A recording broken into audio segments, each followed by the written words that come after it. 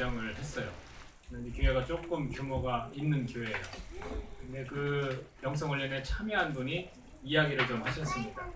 근데 말씀하신 분이 마음이 좀 불편해 하시더라고요. 근데 그 과정 가운데 참여한 사람들이 부부가 있고요. 그리고 혼자 된 분도 있고, 그리고 또 아니면 이혼한 분도 있고, 이렇게 여럿이 이제 섞여 있다는 겁니다. 근데 그 공부가 부부 위주로 가고 있대요. 그래서 이분은 저에게 말씀하신 분은 뭐 70 거의 다 되신 권사님이신데 결혼을 안 하셨어요. 근데 거기에 대해서 굉장히 이렇게 불편함을 드러내시더라고요. 여러분들은 이거에 대해서 어떻게 생각하십니까? 모두가 이렇게 섞여 있을 텐데 이것을 어떻게 꾸려가야 할까요? 저도 그 이야기를 듣고 조금은 아쉬웠습니다. 왜냐하면 규모가 있다 보니까 그 한 사람 한 사람을 다 배려하기가 어려울 수도 있어요. 그러나 교회가 그런 어려움에 처해 있거나 사정 있는 사람들을 배려하지 않는다는 거 문제가 있는 것 같아 보였어요. 그래서 배려가 좀 필요하다. 배려가 좀 필요하지 않는가. 그런 생각을 해봤습니다. 예를 들어서 정말 혼자 사셨거나 이혼하신 분이 계신데도 불구하고 계속 부부 얘기만 해서 이렇게 회복돼야 된다 하면은 그분들에겐 그것이 잘 다가올까요? 물론 아무리 하나님께 주신 은사라 생각하고 노력을 해도 쉽지 않을 수 있다라는 겁니다. 교회마다 가지고 있는 그 기준이 있어야 한다고 저는 생각이 들었어요. 오늘 이 말씀이 우리가 읽은 이 말씀 또 40절까지가 다 같이 보겠지만 이 말씀이 지난 시간에 이어서 결혼에 대해서 전반적으로 우리가 평소에 궁금해하고 있는 모든 것들이 다 들어있다고 저는 생각을 해요. 여러분 질문들 하잖아요. 형제들이 자매들이 믿지 않는 형제와 결혼하는 거, 믿지 않는 자매와 결혼하는 거 이런 거부터 잘 살고 있는데 너무나 힘든 나머지 이혼을 해야 되는데 뭐 이혼은 하지 말아야 되는 겁니까? 얼마나 궁금해요. 그렇죠? 그러나 우리가 지난 시간에 이야기 드렸지만 그 결혼에 관한 근본 개념을 이해하는 것이 중요해요. 그래서 음행에 관한 그 성적인 그 욕구에 관한 그런 방법으로 제시한 것이 뭐였냐면 결혼이었어요. 왜 그러냐면 사도 바울은 어느 쪽에 더 관심이 있냐면 혼자 사는 거에 더 관심이 있어요. 그래서 우리 형제들 지난주에 물었지만 자 혼자 살 자신이 있거나 아니면은 결혼 안 할 수 있습니까? 물었더니 표정들이 다 좋지 않았어요. 그 얘기는 뭐냐면 다 결혼하고 싶은 거예요. 자매들도 마찬가지. 그래도 결혼에 대한 꿈이 있어서 그렇고 근데 또 막상 살아본 분들한테 물어보면 표정이 뭐 행복할 수 있을까 너네? 이건 비현실적인 거예요 사실은. 현실적이라고 하지만 왜 비현실적이냐면 하나님의 뜻과 말씀대로 안 살기 때문에 그런 결과가 나오는 겁니다. 자, 이 결혼에 대한 것을 우리가 조금 생각을 해보도록 그렇게 하겠습니다. 17절에서 뭐라고 했냐면 오직 주께서 각 사람에게 나눠주신 대로 하나님이 각 사람을 부르신 그대로 행하라. 내가 모든 교회에서 이와 같이 명한다 라고 했습니다. 그러니까 우리가 미래 될 일에 대해서 자꾸 의문을 갖고 질문을 던지는 것이 맞는 게 아니라 현재 있는 이 상황 그대로 해서 우리가 볼 수 있어야 돼요. 여러분 결혼하면 이혼할 거예요? 왜 초치는 소리 하냐고요? 여기 예비 실혼부부 있는데? 네? 우리 그런 생각 안 하잖아요. 그렇죠? 그러니까 이 현실에 맞는 거예요. 그리고 내가 믿음 없는 남자, 믿음 없는 자매, 우리 결혼할 거예요? 모르는 겁니다. 근데 이 상황을 몰아가시는 분이 누구냐면 하나님이라는 것을 우리가 기억할 필요가 있어요. 결혼의 전반적인 이야기를 들어보면 그 현 상황에서 이런 경우들이 있어요. 믿지 않는 자와의 결혼이 있어요. 그렇죠? 믿지 않는 자와의 결혼. 여러분 어떻게 받아들이세요? 믿지 않는 자와의 결혼. 해야 됩니까? 하지 말아야 됩니까? 하지 말아야 돼요? 자, 여기에 대해서 고린도 후서 6장 14절에서 이렇게 표현하고 있습니다. 이 말씀을 근거로 우리가 대부분 그렇게 얘기하는 것 같아요. 너희는 믿지 않는 자와 멍에를 함께 매지 말라. 들어보셨어요? 그러니까 삶을 살아가면서 이 멍에라는 것은 이렇게 소가 두 마리가 가는데 이렇게 위에 걸쳐주는 거잖아요. 그럼 두 마리가 그대로 발맞춰서 계속하면서 밭을 가는 일을 하는 거거든요. 그러니까 결혼도 마찬가지다. 믿지 않는 자와 결혼해서 같이 가지 말라. 그러면 만약 이 회중 가운데 결혼을 했는데 믿지 않는 자와 결혼을 했어. 그럼 그분은 받아들일 때 어떻게 할 것 같아요? 뒷책감에 빠지라고요? 그렇지 않아요? 물론 여기 다 청년들만 있어. 그러니까 상황에 맞게 청년들이니까 야 믿지 않는 자들과 결혼하지 마라 이렇게 얘기하면 이건 맞죠. 그렇게 들리죠. 근데 이 회중 가운데 믿지 않는 자 실제 결혼했어요. 근데 그분이 듣기에는 어떻게 했냐고요? 후회해야 돼요? 갈라서야 되나? 그럴 수는 없죠. 우리 이 설교도 어떻게 보면 동영상으로 외부에 있는 사람들 들을 수도 있는데, 근데 여기서 말하는 이 고린도후서 6장 14절에서 말하는 이 멍에는 뭐냐면요, 황소와 당나귀를 연결시킨 거예요. 그럼 황소와 당나귀를 연결시켜서 밭을 가면 잘 가야겠어요? 안 되는 거죠. 이건 무슨 얘기냐면 그 본문을 잘 읽어보면 이교도에 관한 얘기예요. 하나님을 섬기지만 그 하나님을 섬기는 그 고린도 지역에 있는 많은 사람들이 다른 신을 섬겼다는 거예요. 다른 신을 섬기는 걸 가지고 둘이 맞붙어서 결혼하거나 삶을 같이 살아갈 수 없다는 거예요. 그래서 끝에 가서 뭐라 하면 너희를 거룩한 존재로 하나님 부르셨으니 깨끗하게 성결하게 살아가라는 거예요.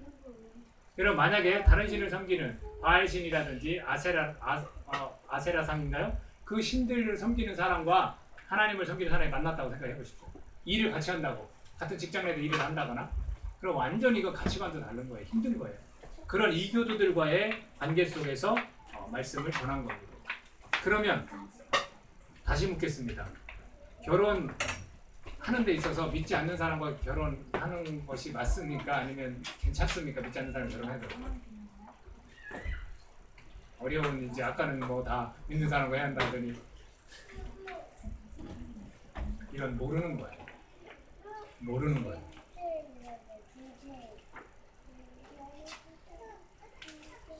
믿지 않는 사람과 결혼할 수도 있어요. 왜냐하면 오늘 성경 말씀 가운데 그 나머지 사람들에게 내가 말한다 라는 표현이 있어요. 그리고 그 전에 보면요, 11절에 보면 만일 갈라섰으면 이라는 표현도 있어요. 이미 결혼을 하고 이혼한 사람도 존재하는 겁니다. 그리고 또 우리가 읽었지만 뭐라고 표현했습니까? 만일 어떤 형제에게 믿지 아니하는 아내가 있어 남편과 함께 살기를 좋아하거든 그를 버리지 말라는 거예요. 그럼 이미 뭐예요? 믿지 않는 사람과 결혼한 사람들이 있다는 거예요. 그럼 거꾸로 얘기하면 믿지 않는 사람과 결혼할 수도 있다라는 거예요. 여러분, 만약 믿는 사람만 찾으면 여러분 결혼할 수 있을 것 같아요? 통계로 얘기해 볼까요? 교회에 자매가 많아요? 형제가 많아요? 근데 어떻게 결혼을 하려고 그럼? 자매들은 어떻게 결혼을 하고? 그럼 이것을 성경에서 도대체 어떤 식으로 이야기를 하는지에 대해서 우리가 알 필요가 있다는 거예요. 그래서 흔히 이야기하는 거, 감정에 사로잡혀서 이렇게 이야기하는 사람들이 있습니다. 아, 내가 이 형제를 꼭 구원해야 된다. 하나님 그렇게 허락하셔서, 아니면 이 자매를 꼭 구원해야 된다. 하나님이 허락하셔서 그렇다. 그런 경우들이 있어요. 그렇죠? 그냥 좋아가지고. 근데 하나님께서 정말 그것을 명령하고 그 사람한테 시킬 수도 있다는 겁니다. 개인적이긴 하지만 그게 하나님 앞에 그 양심이 정말로 응답으로 관계 속에서 그걸 얻어야 되는 거예요. 그리고 제가 말씀드릴 수 있는 거는, 이거는 좀 확실히 말씀드리고 싶어요. 형제들은요, 절대로 안 믿는 자를 만나지 마세요. 제가 통계 말씀드렸죠? 여러분, 그것은 거역하는 거나 마찬가지예요. 하나님한테 통계로 자매들은 핑계댈 수 있어요. 근데 여러분, 장제들은 통계로 하나님께 핑계댈 수 있을 것 같아요? 없어요.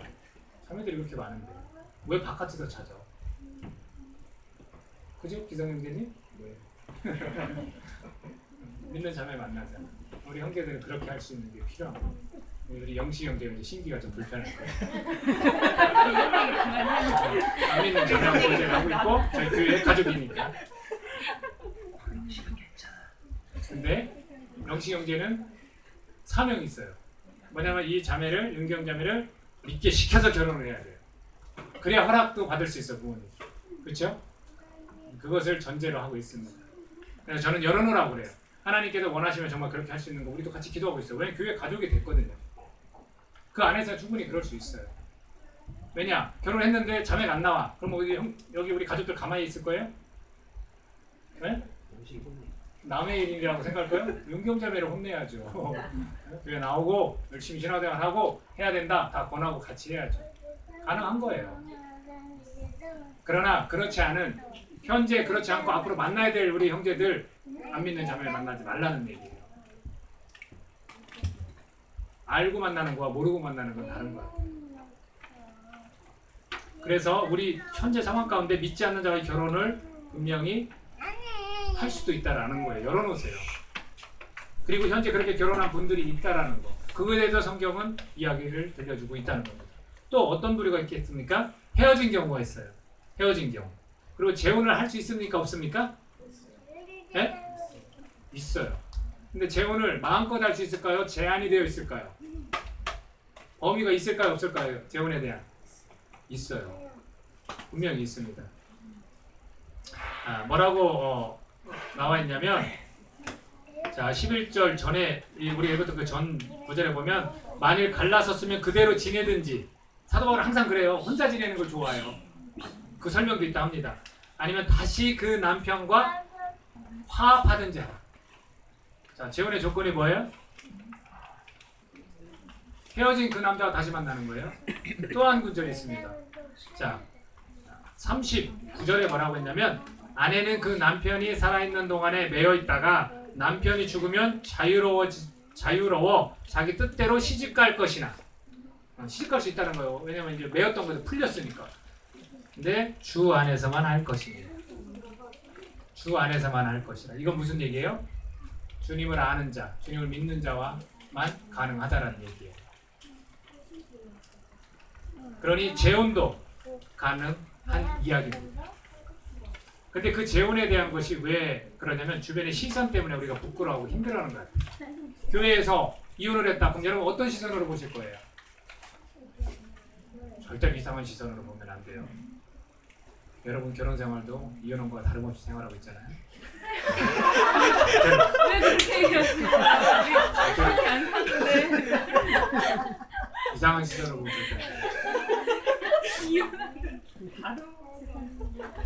대부분 문제가 있을 것이다, 이렇게 생각할 수도 있어. 그죠? 여기 우리는 하나님 앞에서 이걸 묻지 말아야 돼요. 왜 이혼했을까? 이런 궁금증 갖고 자꾸 그 사람을 보거나 그러지 말아야 된다는 겁니다. 그것은 하나님이 궁금해하시는 게 아니라 사람이 궁금한 거예요. 하나님 묻지 않아요. 무슨 뜻인지 아시겠습니까? 이혼한 사람이 교회에 왔어요. 말씀드렸죠? 미래에 있을 일에 대해서 우리가 질문하고 궁금한 게, 그 되어진 상황에 대해서 하나님 앞에 해답을 얻는 거예요.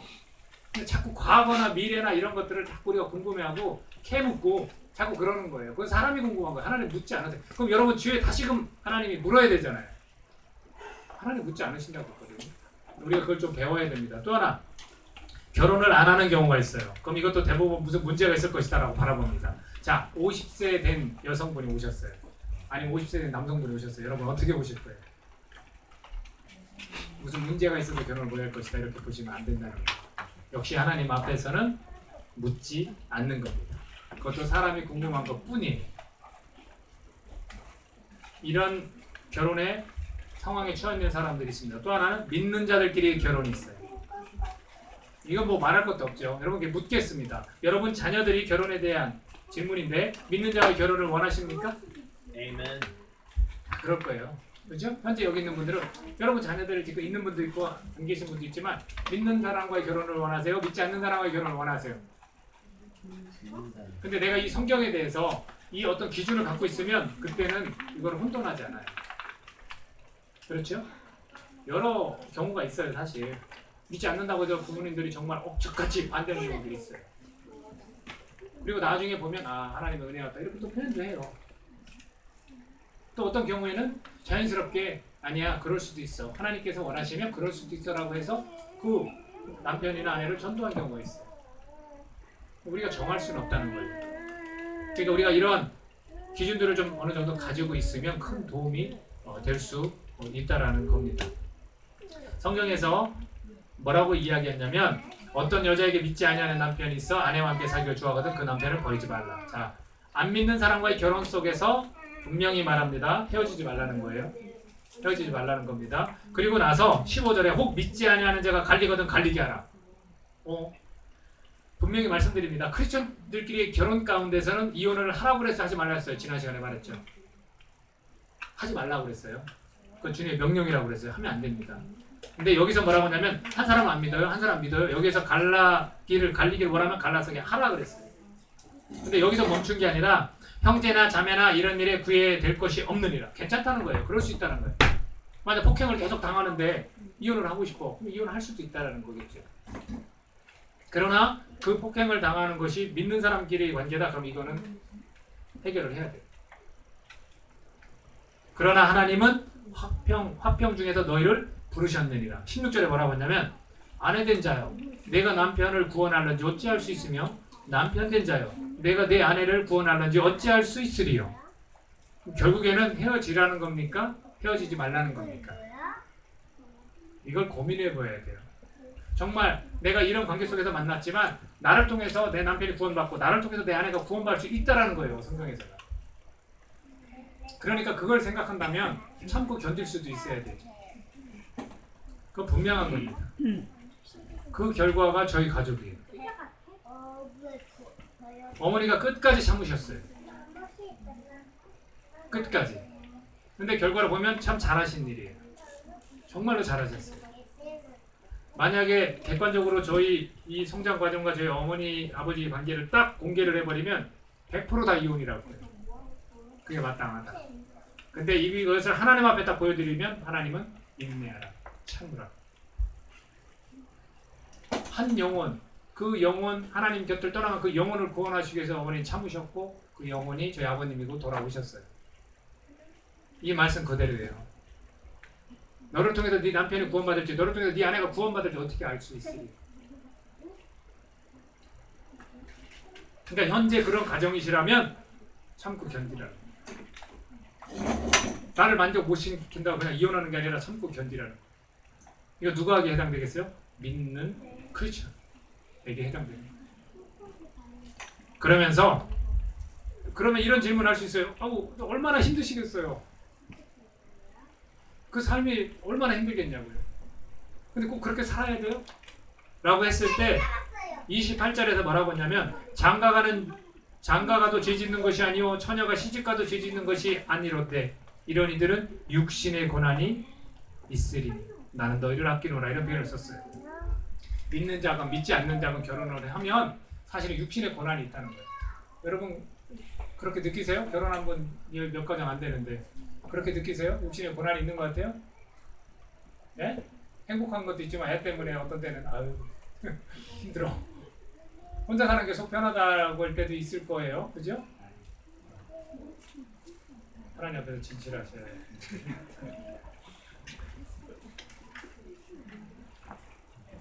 근데 이런 육신의 고난은 그런 거 힘들고 어려운 면도 분명히 있다는 거예요. 자녀를 키울 때거나 서로 정말로 싸울 때는 남남이 싸울 때는 보통이 아니잖아요. 그렇죠? 그런 힘든 가운데서도 한 영혼이 구원받는 것에 대해서 하나님이 관심이 있으시다는 거예요.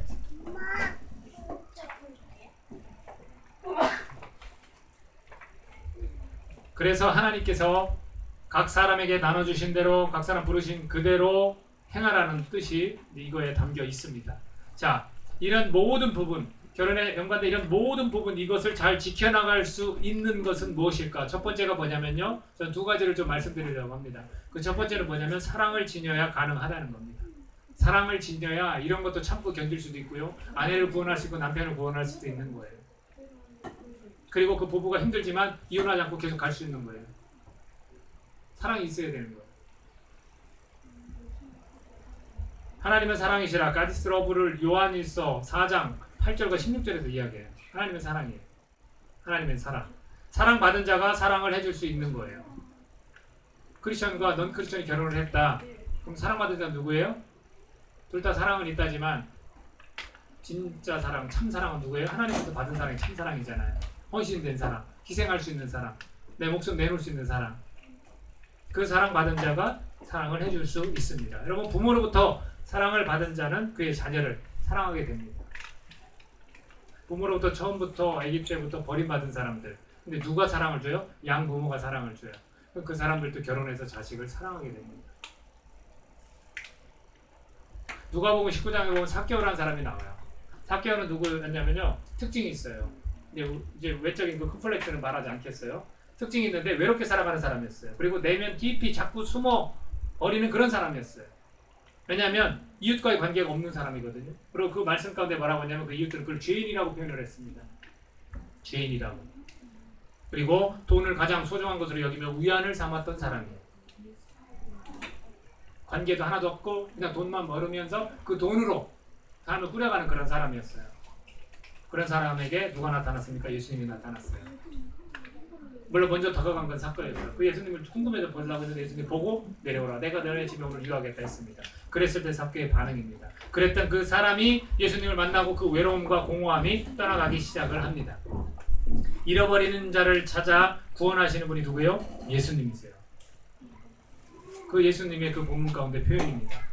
나는 잃어버린 자를 찾아 왔다라고. 그 예수님을 이 땅에 보내신 이가 누구냐면 하나님이시고 하나님이 우리에게 보이신 그 사랑입니다. 삭개오는 내 소유의 절반을 가난한 자들에게 주겠습니다 했습니다. 세리장이었고 부자였다라고 표현을 합니다. 성경에서. 그랬던 사람이 내 소유의 절반을 누구한테 주냐면 가난한 자에게 주겠습니다 그렇게 말했어요. 만일 누구의 것을 속여서 빼앗은 일이 있으면 네 갑절이나 갚겠습니다. 그러면 솔직히 말해도 그 재산은 거의 거덜나요. 이미 반은 나갔어요. 그죠? 그리고 나머지도 내가 만약에 그런 일이 있다면 다 주겠다는 거예요. 그 돈으로 위안을 삼았던 그 인생은 이제 바뀐 거예요.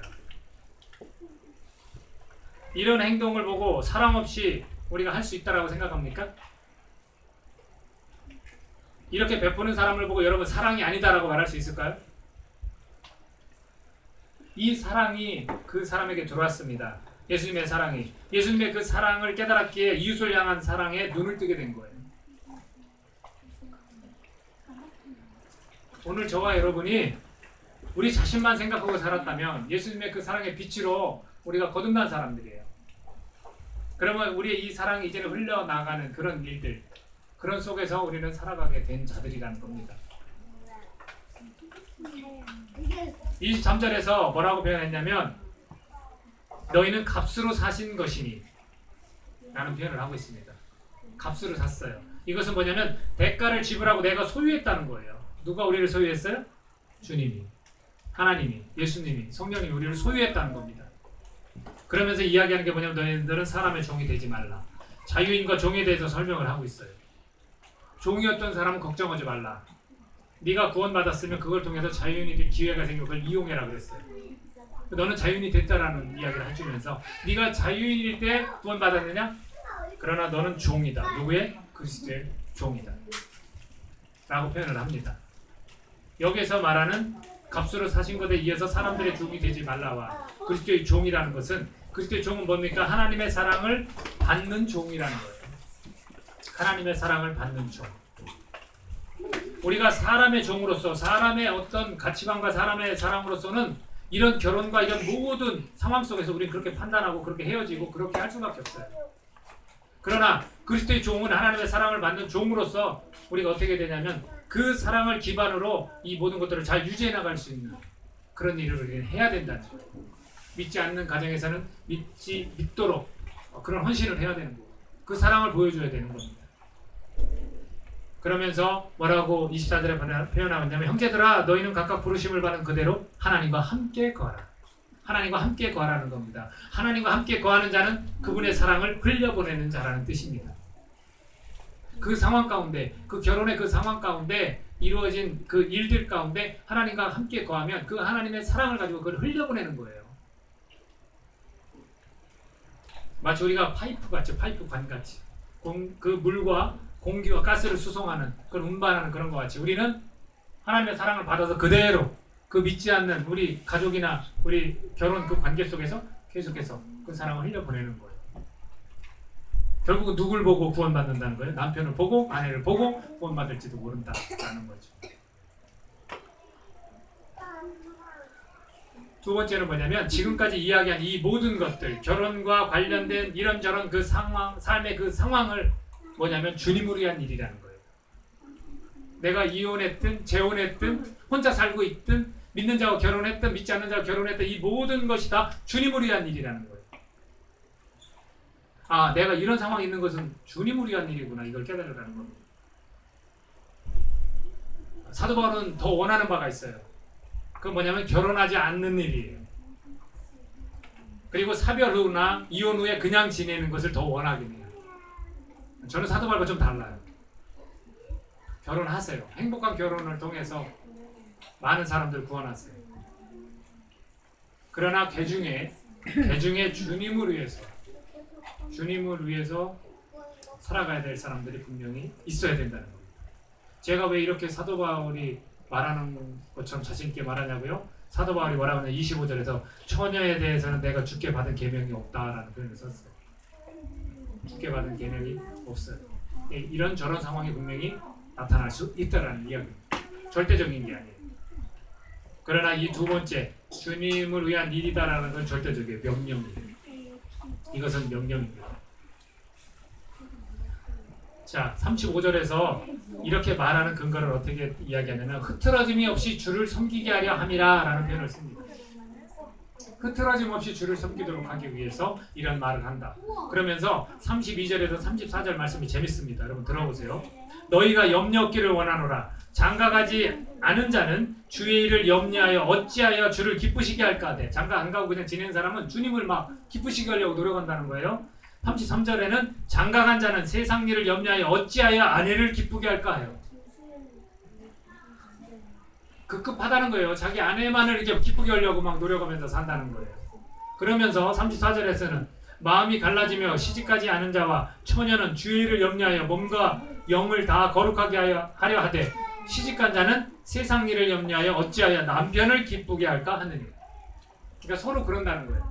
주님을 생각하지 않고 우리 가정이에요. 우리 가정, 우리 아이들, 우리 남편, 우리 아내, 여기서 머무르고 만다는 거예요. 여기서 염려하고 만다는 거예요. 그러나 결혼하고 혼자 사는 사람들은 이 가정에 관한 것들을 염려하지 않고 그 오직 주님을 위해서, 주님을 어떻게 기쁘시게 할까를 염려한다는 거예요. 그런 뜻에서 혼자 사는 것이 낫다, 이혼하도 그냥 가라, 그러는 겁니다. 그래서 이렇게 표현하죠. 38절에서 그러므로 결혼하는 자도 잘하거니와 결혼하지 아니하는 자는 더 잘하는 것이니라. 그러면서 아까 말씀드렸죠. 재혼에 관해서 말씀드렸을 때 남편이 죽으면 자유로워서 자기 뜻대로 시집갈 수 있으나 주 안에서만 할 것이라고 그랬잖아요. 그 다음 구절 40절에서는 이렇게 이야기합니다. 그러나 내 뜻에는 그냥 지내는 것이 더욱 복이 있으리로다. 나 또한 하나님의 영을 받은 줄을 생각합니다. 내가 하나님의 영을 받은 사람으로서 권하는데, 내가 보기에는 그냥 지내는 것이 더 복된 삶이라는 거예요. 그건 왜 그렇습니까? 주님을 어떻게 기쁘시게 할까에 관심을 갖기 때문에 그러는 거예요. 오늘 우리가 여기에서 좀 깨달아야 될 게 있습니다. 우리 부부가 아내를 더 생각하고 남편을 더 생각하는, 어떻게 하면 아내를 더 기쁘게 하고 남편을 더 기쁘게 할까? 그 생각보다 주님을 위한, 우리 부부가 이렇게 맺어진 건 주님을 위한 일이구나 라고 여기라는 겁니다. 그래서 그 두 부부가 함께 주님을 바라볼 수 있어야 되는 거예요. 안 믿는 부부요? 말씀드렸죠? 나를 통해서 네 남편을 구원할지, 나를 통해서 우리 아내를 구원할지 어떻게 알겠느냐? 너의 행실과 너의 사랑으로, 너의 크리스천다운 모습으로 그렇게 될 수 있다라고. 이혼하지 말고 견디고 참고 가라는 거죠. 이게 다 해당되는 거예요. 이런 상황에서 모든 사람들에게 부득이한 사정으로 이혼을 했어요? 그럼 그냥 혼자 살아라. 주님을 위해서 그냥 살자. 이렇게 권하고 있는 겁니다.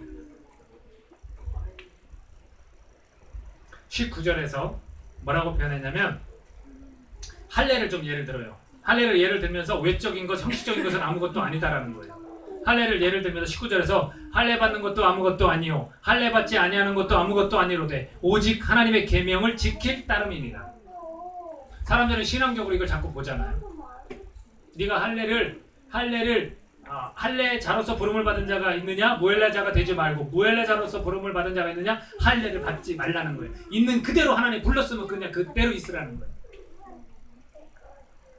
이것은 뭐냐면, 할례를 왜 예를 들냐면 이들은 외적인 것, 형식적인 것을 자꾸 따르려는 거예요. 그러나 더 중요한 것은 하나님의 계명을 지켜야 되는 거예요. 결혼이라는 이런 모든 상황에 놓여있는 이 상황 속에서 자기를 보고 나는 슬프다, 나 왜 이혼했지, 이렇게 한탄하지 말고 있는 그 상황 가운데서 주님의 계명을 지키려고 노력하라는 겁니다. 결혼에 대한 주변의 그 시선들 때문에 힘든 거예요, 우리가. 자, 이혼과 재혼과 사별과 독신, 이런 사람들에 관해서 우리가 어떻게 쳐다보느냐는 거예요. 그 스스로는 또 어떻게 느끼겠냐는 거예요. 하나님의 오히려 계명을 지키는 것이 명령으로 주어졌습니다. 오늘 우리가 신앙생활하면서 이런 거에 대해서, 교회에 오는 이런 사람들에 대해서 배려를 할 수 있어야 돼요. 아, 저 사람은 하나님께서 저렇게 상황을 만드셨고 하나님을 위해서 살도록 우리가 도와줘야 되는 거고요. 결혼해서 행복한 사람들 모습 속에서 그 둘은 하나님의 영광을 위해서 그렇게 살아야 되는 겁니다. 그리고 이혼 의혹이 있습니까? 그렇다면 그 사람들에게 사랑을 더 심어줘서, 하나님의 사랑이 이런 거 아닙니까? 라고 심어줘서 그들이 이혼하지 못하도록 우리가 도와줘야 되는 거예요. 한편으로 교회 가운데 얼마나 믿지 않고 믿는 자 이 상황 속에서 결혼해가지고 교회를 못 오고 이런 분들 얼마나 많은지 아십니까?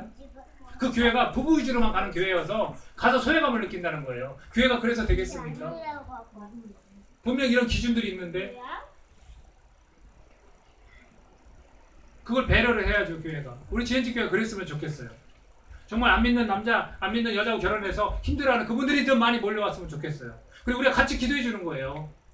이 분을 통해서 또 우리 교회를 통해서 그분이 구원을 얻을 수 있도록 하는 말씀이잖아요. 그렇게 된 것도 하나님의 뜻 아니겠어요? 그렇게 결혼을 하게 된 것도. 그래서 그분들이 주님을 위해서 살도록 그 한 사람이지만 주님을 위해서 열심히 살도록 우리가 돕고 같이 믿는 자들 얼마나 행복한 거예요. 그런 가정들을 우리가 돌아볼 수 있어야죠. 우리만 그냥 신앙생활 즐겁게 잘하면 되는 것 같아요? 그렇지 않다는 겁니다. 저는요 가정사역에 대해서 우리 교회가 분명히 할 겁니다. 저는 아까도 말씀드렸지만 망하진 않았어요. 하나님이 계신 망하진 않더라고요. 그냥 실패한 가정이었어요. 그러니까 그런 사역을 할 겁니다. 그러나 한 가지 분명한 것이 있습니다. 여러분들 가정에 관해서 그 행복감만 너무 추구하지 마십시오. 전 반대예요. 왜? 그 두 사람이 믿는 사람이 만났으면 주님을 위해서 살으십시오. 왜 두 사람만 행복하려고 그럽니까? 저는 그거 반대예요. 정말 반대예요. 왜? 하나님의 말씀이 그걸 말해주고 있습니다. 어떻게 사실 거예요? 이 두 앞으로 부부 되실 건데 그렇게 사실 거죠? 저는 그 기도밖에 못해요. 다른 거 우리 교회 형편이 어렵고 이런 부분들 많아요. 저 솔직히 말해서 항상 고백하지만 그런 기도 안 해요. 뭐 채워지고 뭐 잘 안 해요. 그냥 하나님과의 관계를 잘 맺었으면 좋겠습니다. 그리고 이 두 사람을 통해 하나님 영광 받아 주십시오. 이 가정이 정말 믿음의 가정이 되었으면 좋겠습니다. 그랬더니 나머지 다 채워주시더라고요. GNG 교회 여러분들 복 받은 거 아세요? 다 하나님 채워주신 거 아시죠? 김민호 목사 기도해서 그런 거 아니에요. 저는 여러분들을 그냥 걱정을 해요. 마음으로. 그러나 하나님께 그런 기도를 드려요. 하나님 이 가정을 더 영광 받아 주십시오. 이 아이들이 정말로 그 가정 부모를 보고 믿음에서 잘 성장하게 도와주십시오. 또 안 믿는 우리 가정들이 있어요. 그 가정 남편들 위해서 내 기도해요. 왜? 뭐 하나님 뜻이잖아요. 근데 저만 하면 되겠습니까? 여러분 같이 해주십시오. 여러분 믿음의 가정들은 그렇게 같이 해주시고 여러분 정말로 남편이나 아내가 안 믿는 가정은 열심히 하나님 앞에 인내하면서 그 일을 이루어 나가시라. 당신을 통해서 하나님이 그 자를 구원하려고 했는지 어떻게 아십니까? 라는 말씀처럼 말이죠. 기도하겠습니다. 여러분 부르심을 받은 그대로 우리가 하나님 앞에 하나님 사랑을 가지고 가는 것이고요. 그리고 주님을 위한 일입니다. 우리가 주어진 이 만남들이 다 주님을 위한 일이 되어야 합니다. 상황들이 여러 상황이 있습니다. 이혼하고 또는 독신을 혼자 살고. 근데 그분들 그 4명 가운데 어떤 마음들이 있는지 여러분 아세요? 저는 교회에서 좀 만나봤어요. 그런 분들은 다른 교회 사역을 할 때 근데 그분들은 굉장히 스스로가 불편해요. 그러면 나머지 교회의 지체들과 구성원들은 그것을 좀 이해하고 그들을 위해서 기도하고 그들을 좀 배려할 수 있는 그런 모습이 되어야 할 줄로 믿습니다. 그래서 그분들도 깨달아야 되겠죠. 아, 내가 하나님의 사랑으로 계속해서 이 삶을 버텨나가는 것이고 내가 주어진 이 상황이 하나님께 영광 돌리기 위한 상황이구나. 하나님을 어떻게 기쁘시게 할까? 그렇게 염려하는 사람으로 부르셨구나. 그리고 이렇게 되어진 것도 다 주님을 위한 일이 되는구나. 그것을 깨닫기까지 우리가 도와야 되지 않겠습니까? 또 우리 스스로도 그렇게 살아야 될 사람이 있을 수도 있습니다.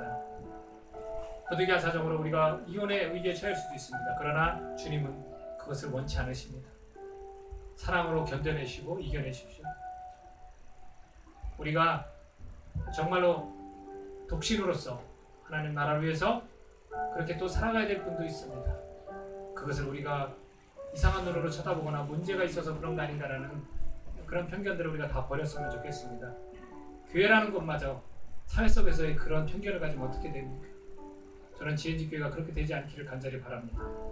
누구라도 와서 주님 때문에 평안을 누리고 누구라도 와서 사람은 조금 까탈스럽지만 주님 때문에 위로를 얻는 그런 교회가 되길 바랍니다. 사랑하는 여러분, 여러분의 결혼 생활 가운데서 그 사랑이 그 결혼 생활을 더 풍요롭게 하고 또 여러분의 그 결혼이 주님을 위한 일이 되어야 한다는 것 잊지 않기를 간절히 바랍니다. 기도하겠습니다. 하나님, 이 시간에